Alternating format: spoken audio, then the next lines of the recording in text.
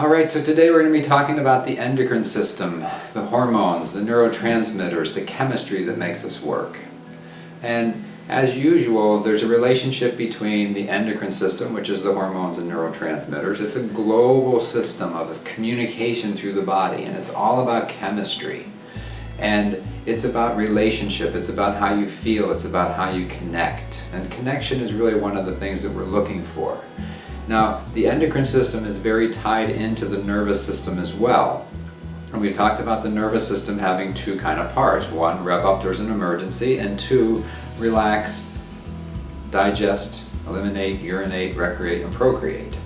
So those two parts are in contradiction to each other. So when we're in an emergency mentally or physically, the body tends to go into emergency mode and the adrenal glands squirt out cortisol. Cortisol goes into the system and says release sugar and insulin because we need to run because there's an emergency.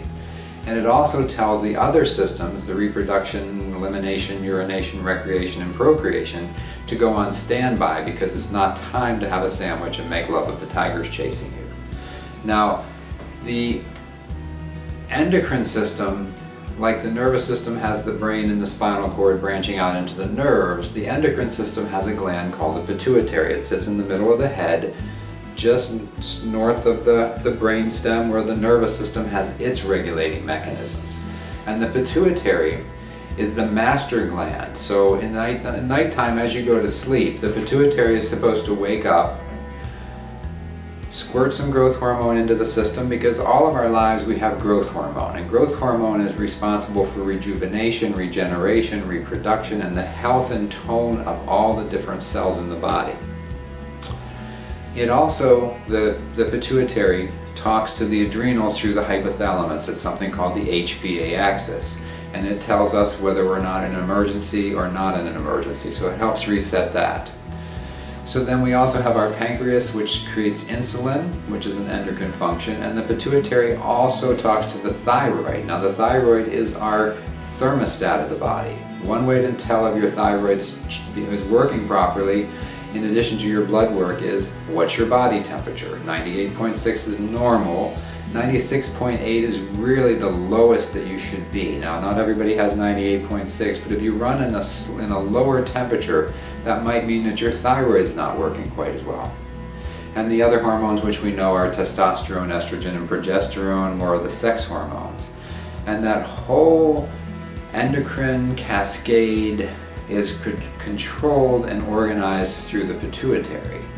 And the pituitary can be offline because of trauma, head trauma especially, or jerkiness, toxicity in the environment, because there's a lot of chemicals in our environment.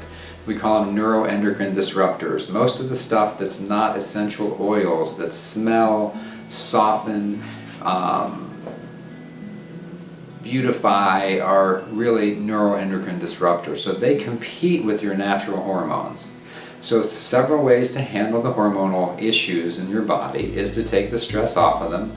Number one, get yourself adjusted, get yourself balanced, get your nervous system back in a tone where it's being balanced and has an engagement. Reduce the neuroendocrine disruptors and do some detoxing.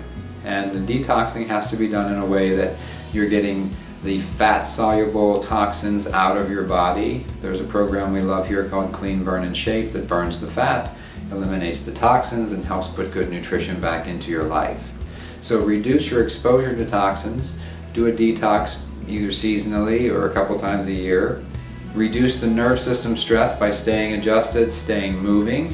One interesting thing is when you go to exercise and you get on the treadmill, after about 20 minutes, 30 minutes, and you're really getting your heart rate up, the emergency of the exercise overrides the emergency that the mind has had on us or that gravity's had on us. So that's why all of a sudden you get this cascade of good chemistry in your body, because now the emergency that it thought it was running gets met by a real emergency. And when those two things come together, even in your nervous system, the whole body.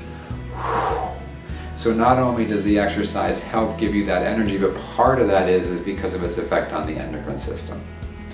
So neurotransmitters, hormones, they're all interregulated with the nervous system and with the endocrine system. And that experience of connection that the movement practices here gives you also gives the body a sense of connection and well-being and whole body organization. And that'll also help reset your hormones.